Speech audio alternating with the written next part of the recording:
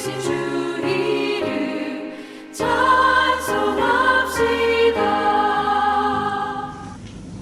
피는 못 속인다. 시도도 못한다. 나이 드신 분들은 이런 말 들어보셨을 겁니다. 어떤 경우에 이런 말을 합니까? 자녀들이, 손주들이 하는 게 그 부모, 할머니, 할아버지, 그 조상들이, 그 집안 사람들이 대대로 하던 것을 가르쳐 주지도 않았는데 반복할 때에 그런 말을 합니다. 우리 집안에서도 그런 일이 있고 또 나라 가운데서도 그런 일들이 많이 있는 것 같습니다.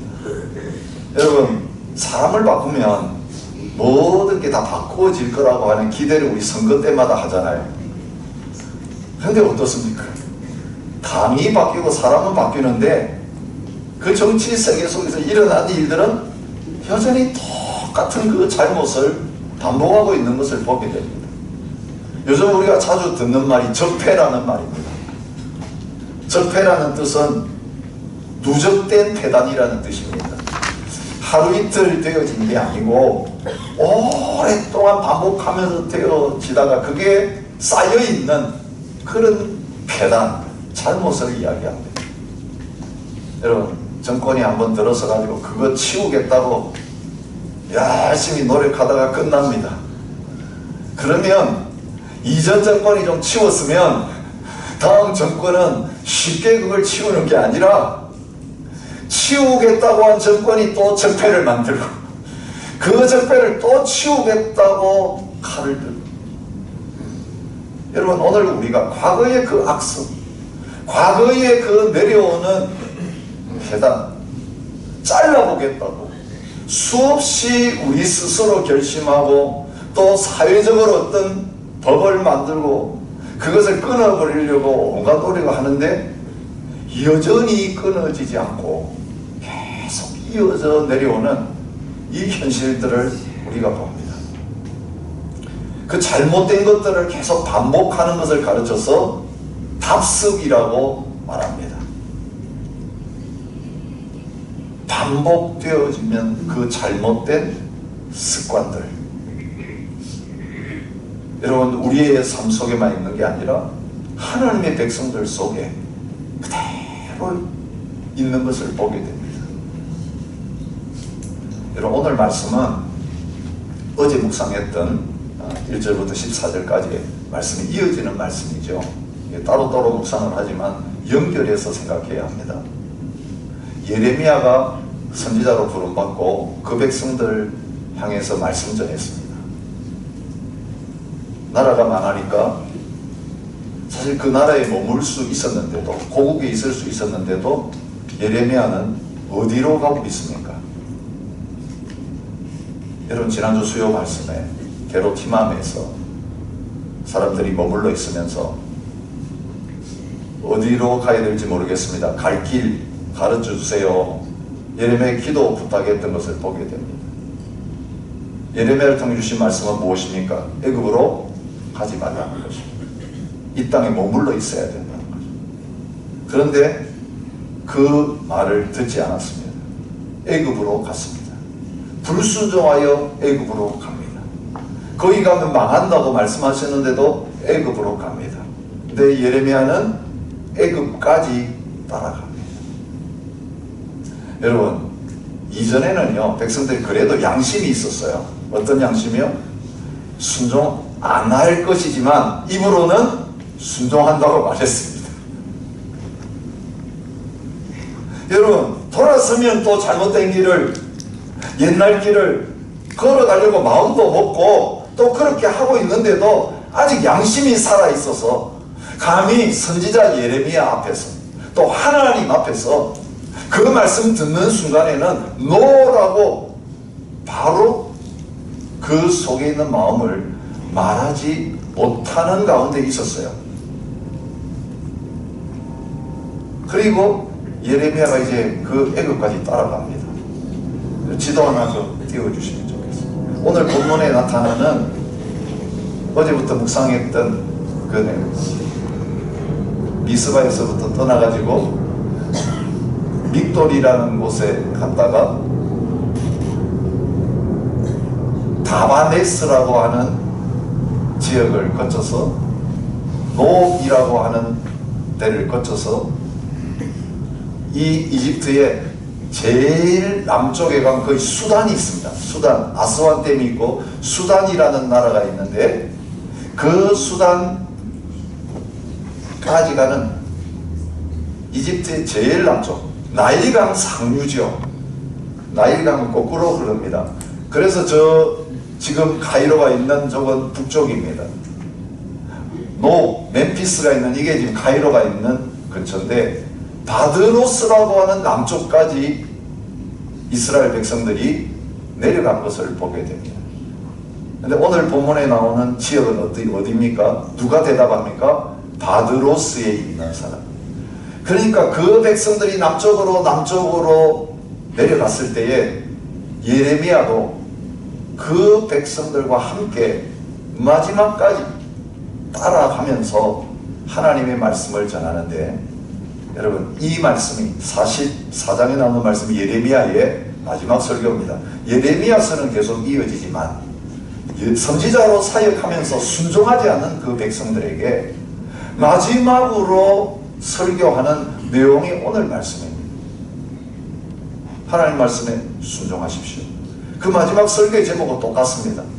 여러분 계속 우리가 예레미야서 묵상하면서, 사실 저는 제목을 계속 바꾸고 있지만 하나님의 입장에서는 어떤 말씀을 자기 백성들에게 계속 반복하십니까? 순종하라, 순종하라, 내 말 들어라, 내 말 들어라. 안 들으면 망하고 들으면 산다. 여러분 그 메시지는 아주 단순합니다. 여러분 예레미야의 마지막 설교 결과는 어땠습니까? 그 전까지만 해도 설교 들으면서 예 그대로 해보겠습니다. 다른 말로 노력은 해보겠습니다. 잘 될 거 기대하지는 마세요. 그래도 노력은 해보겠습니다. 입으로 그 정도였어요. 근데 여러분 예레미야의 마지막 설교, 그 피난 가서 이민생활하고 있는 그 백성들에게 따라가가지고 마지막으로 하는 그 설교에 대한 반응이 오늘 말씀 속에 나타납니다. 한마디로 하면 무엇입니까? 안 듣겠다는 것입니다. 여러분 분명하게 선언하고 있는 거 보세요. 내가 여호와의 이름으로 우리에게 하는 말을 우리가 듣지 아니하고, 옛날 유대에 있을 때에 하던 그 일을 우리가 지금 이곳에서도 계속하겠다는 거예요. 여러분 닭발이 아니라 오리발을 내는 거예요. 닭 잡아먹고 닭 안 잡아먹었다면서 오리발 내밀다가 그래 내가 잡아먹는데 어떨까, 이게 닭발이죠. 지금 하나님의 백성들의 영적 상태 그렇게 돼요. 여러분 죄는 그렇게 만듭니다. 오늘 우리가 숨어서 죄를 짓다가, 그죠? 숨어서 죄를 짓는 그래도 양심이 살아있어요. 사람들이 보면 어떨까? 부끄러워서 드러내놓고 죄 못져요. 숨어서 죄를 짓다가 이게 습관이 되고 마음이 굳어지고 양심이 마비되면 어떻게 되냐면요, 그래 내 죄 지은데 어떨래? 내 이 길 계속 가겠다. 그렇게 당당하게 선포하는 자리에 있는 것을 보게 돼요. 예레미야는 실패한 설교자였습니다. 그래도 말 잘 듣던 성도들이 설교 계속 듣고 나더니 목사님 그 설교하지 마세요. 우리 이제 못 듣겠습니다. 아무리 설교해봐야 우리 어차피 안 들을 거 이제는 그만두시고 우리는 우리 갈 길 갈래요. 이게 오늘 본문에 나타나는 현실이에요.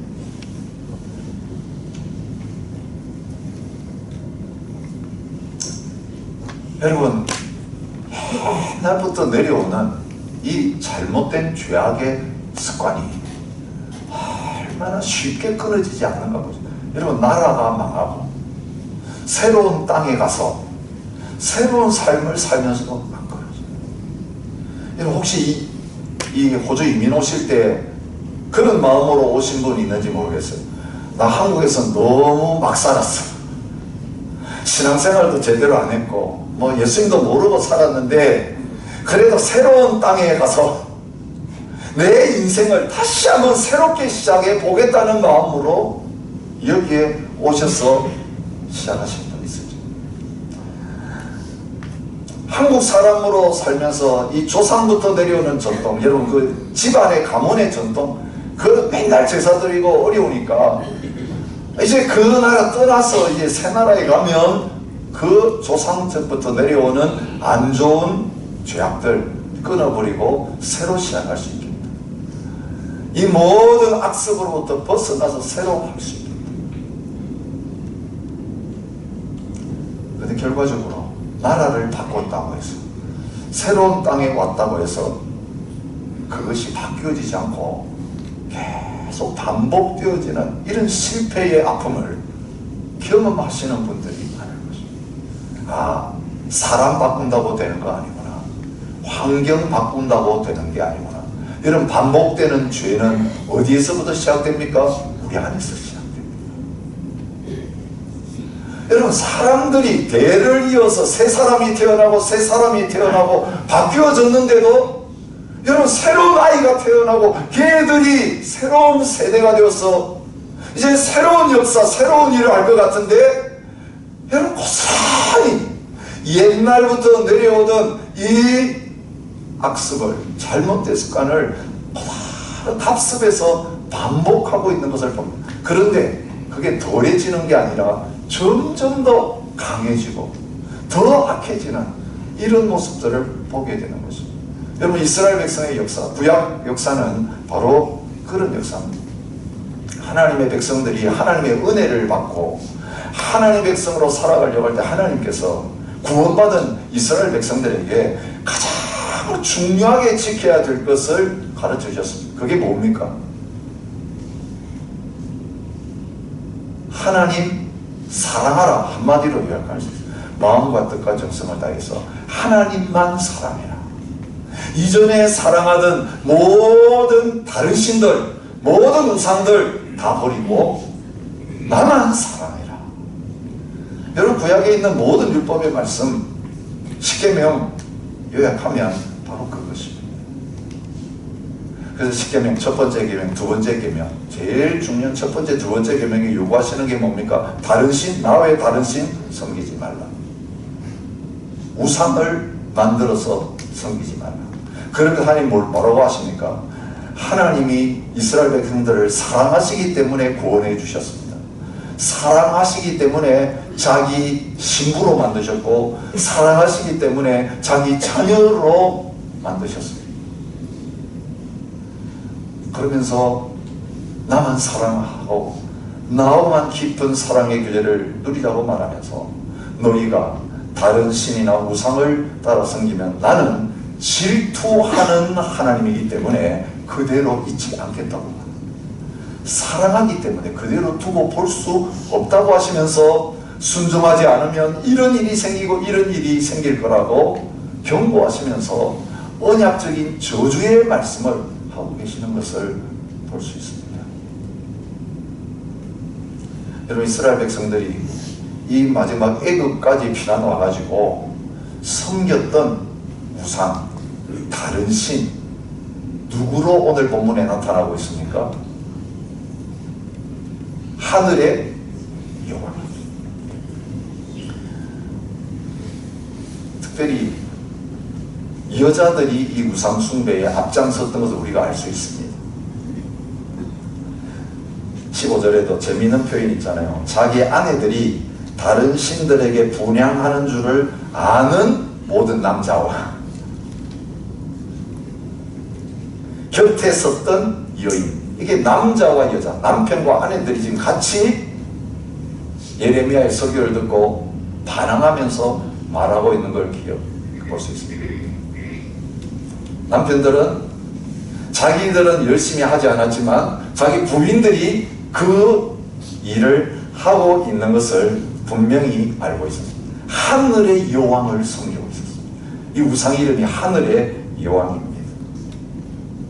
여자들이 반항하면서 뭐라고 합니까? 19절 재미있습니다. 여인들은 이르되 우리가 하늘의 여왕에게 분향하고 그 앞에 전제를 드릴 때에 어찌 우리 남편의 허락 없이 했겠냐. 여러분, 부부가 뭔가를 하는데 열심히 하는 건 부인입니다. 그런데 남편의 묵인하에 하고 있습니다. 다 알면서도 남편은 모른 채 하고 있습니다. 마음으로는 동조하고 있습니다. 여러분, 누구 비슷합니까? 에덴 동산에서 아담과 하와가 동조하는 거 비슷해요.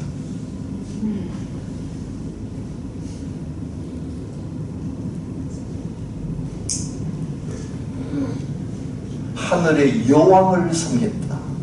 근데 여러분이 하늘의 여왕, 이 신이 누구냐? 성경에 반복해서 나오는 아스다롯, 이세벨, 아세라, 아스다롯과 아세라, 이게 하늘에 있는 여왕을 섬기는 우상의 이름입니다. 역사를 보면요, 모든 주위에 있는 다른 민족들이 그 하늘의 여신, 하늘의 여왕을 섬기는 죄를 반복해서 범하고 있었던 것을 볼 수 있습니다. 인안나라고 하는 이름으로 그 여신이 불려지고 있고, 또 어떤 민족은 아나트, 또 어떤 민족은 이시스, 어떤 민족은 누트, 성경에 나오는 이름과 비슷한 이름도 있습니다. 아시타르. 전쟁, 사랑, 자녀 많이 낳게 하고 농사 잘 되게 해주는 여신이었습니다. 이스라엘 백성들은 남신인 바알과 더불어 함께 섬겼습니다. 바알과 아스다롯, 바알과 아세라, 사사기와 성경의 역사에 보면 이렇게 패키지를 이루어서 등장하고 있는 것을 볼 수 있습니다. 근데 애굽에 와서 섬기던 하늘의 여왕, 예레미야서 7장 17절에 보면 이스라엘 백성들이 나라 망하기 전에 유대에서도 똑같이 섬겼던 것을 보여주고 있습니다. 7장 17절, 너는 그들이 유다 성읍들과 예루살렘 거리에서 행하는 일을 보지 아니하느냐? 자식들은 나무를 줍고 아버지들은 불을 피우며 부녀들은 가루를 반죽하여 하늘의 여왕을 위하여 과자를 만들며 그들이 또 다른 신들에게 전제를 부음으로 나의 노를 일으키느니라. 나라 망하기 전부터 그 땅에서 하늘의 여왕을 섬겼는데 나라가 망하는 것을 보면서 하나님 말씀대로 예언이 이루어지는 걸 보면서, 그리고 애굽 땅으로 피난 와서도 그 하늘의 여왕에게 계속 제사를 드리면서 우상 숭배하는 이 일을 끊지 않는 것을 볼 수 있습니다.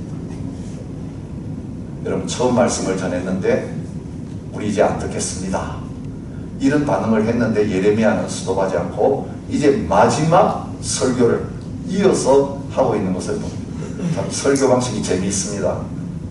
제가 혼자 이렇게 하고 여러분 듣고 있는 게 아니고 1부 설교하고 2부 이제 반응을 받고 그 다음에 이제 또 2부 설교를 하는, 그들의 반응 없는, 메아리 없는 일방적 외침으로 끝나는 것이 오늘 말씀입니다. 우리 섬겨야 되겠습니다. 왜 나라가 망했냐면 당신이 말하는 해석과는 다릅니다. 우리가 하늘의 여왕에게 예배를 안 드리고 났더니 우리가 힘들어졌습니다.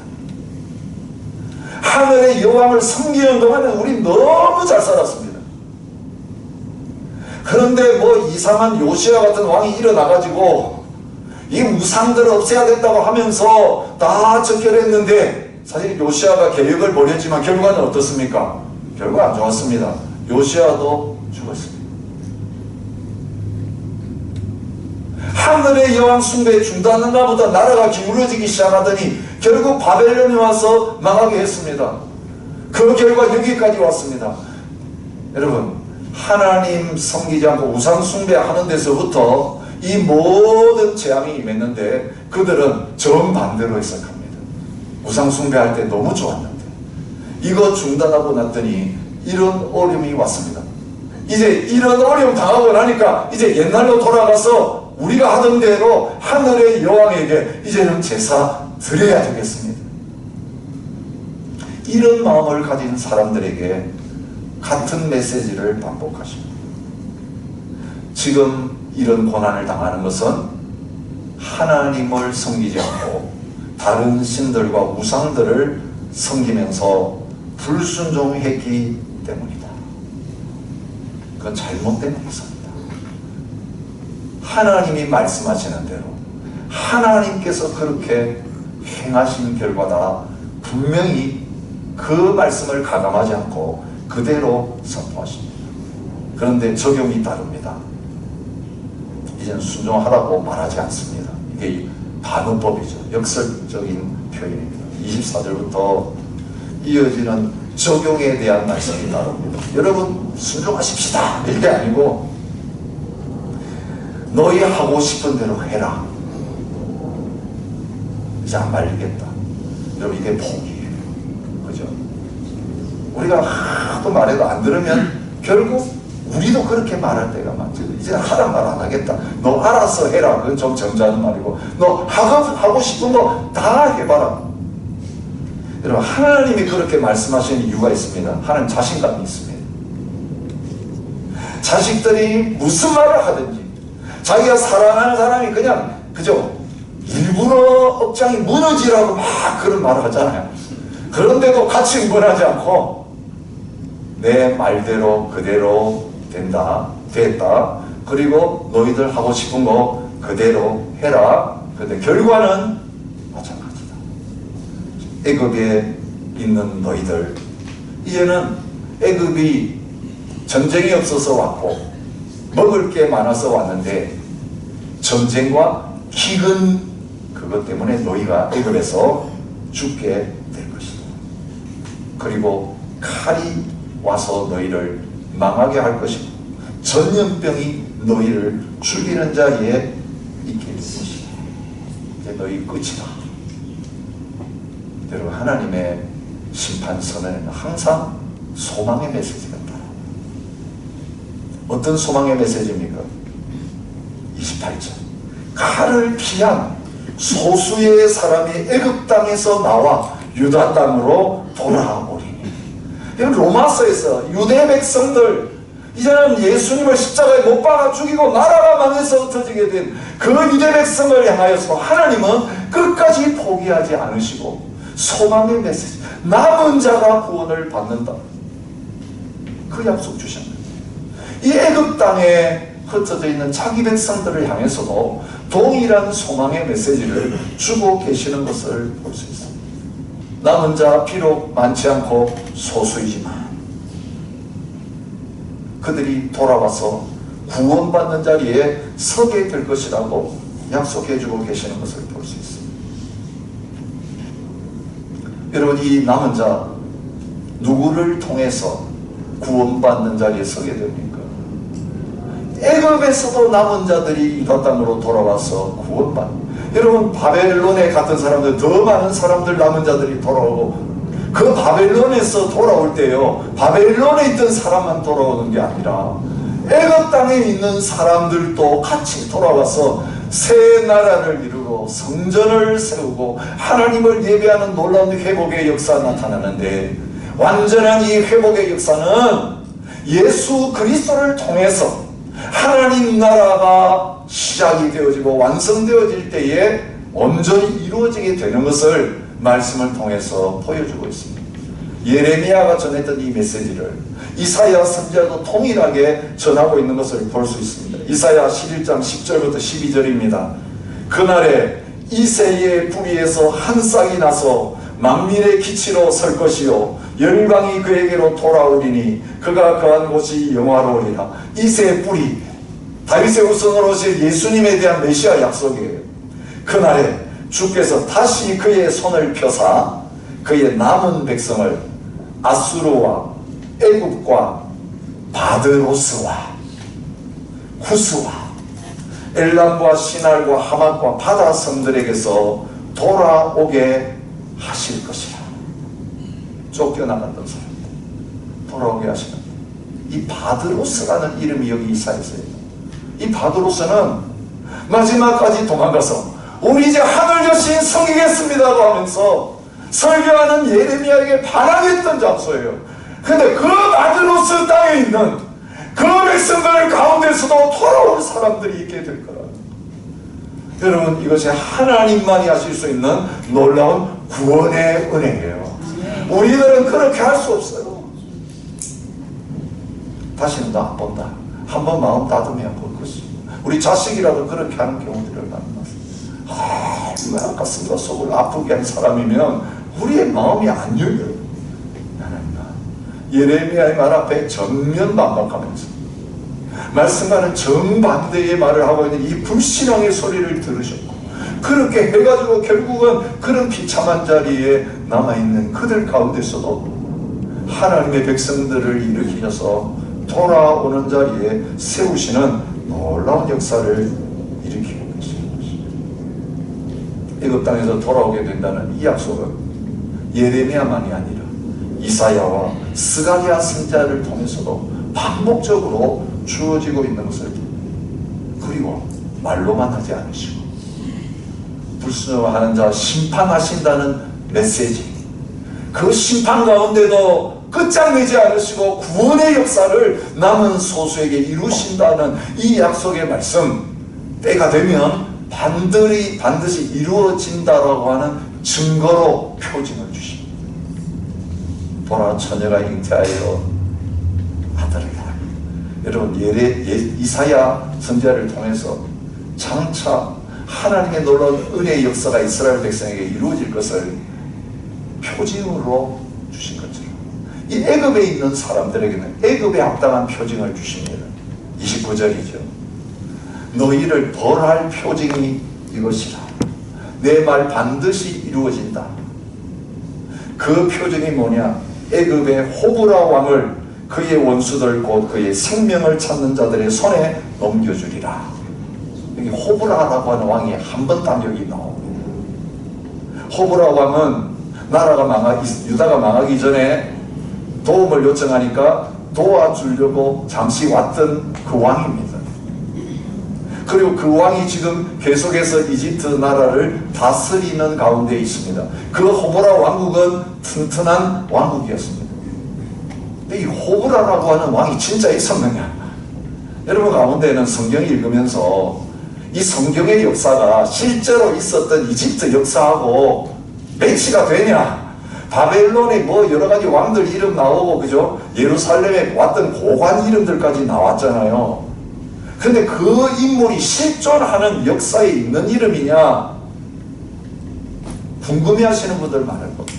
한때는요, 이거 성경은 다 지어낸 이야기다라고까지 했던 사람들이 많았습니다.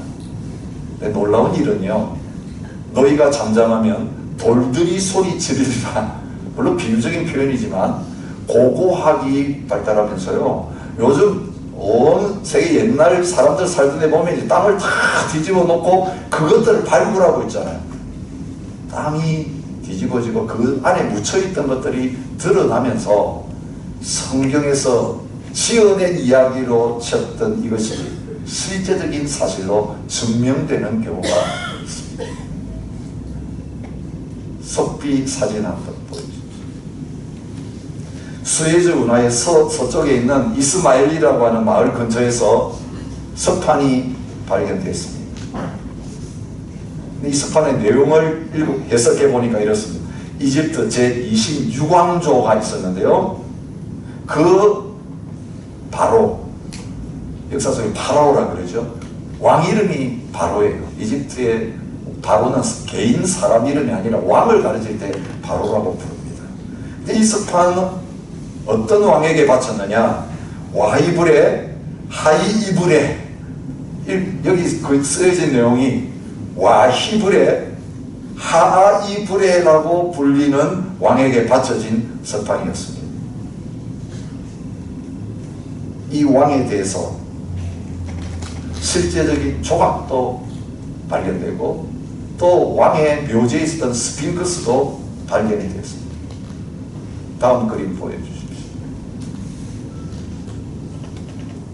이 서판에 나오는 와이브레 하이브레라는 왕이 바로 호브라입니다. 오늘 성경에 호브라라고 표현된 왕입니다.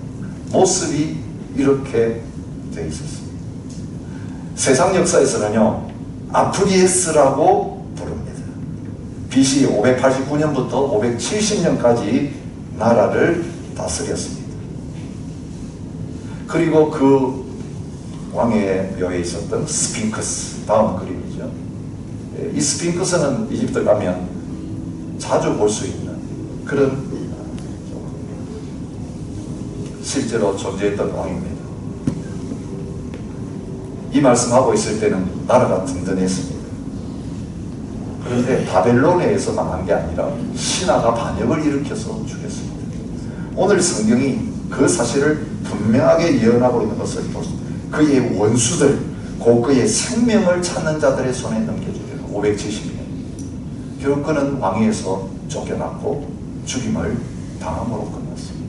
그 역사 속에 일어날 그 사건 너희들이 보지, 그거 보면서 아, 하나님께서 돌아가게 하실 날이 곧 오겠구나, 그거 기억하라고 말씀하십니다.